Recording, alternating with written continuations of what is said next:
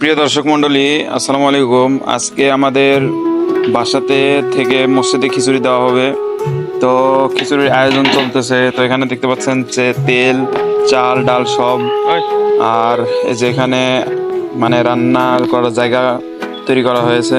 তো পাতিল ধুয়ে কেবল রাখা হয়েছে। তো সব কিছু প্রস্তুতি হলে আর কি চাল টাল তুলে দেওয়া হবে।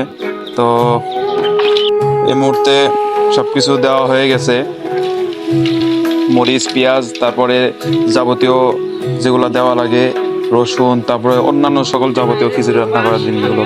তো শেষ মুহূর্তে সে খিচুড়ি রান্না শেষ। তো খিচুড়ি এখন প্যাকেটিং হবে। খিচুড়িটা অনেক গরম, তো এই জন্য প্যাকেটিং করতে একটু দেরি হচ্ছে। তো ফ্যান ধরে রাখা হয়েছে, এখন ফ্যানটা যতক্ষণ চলতেছে খিচুড়িটা একটু আওলা দিলে এটা একটু ঠান্ডা হবে আর কি। তো হাত দেওয়া যাবে।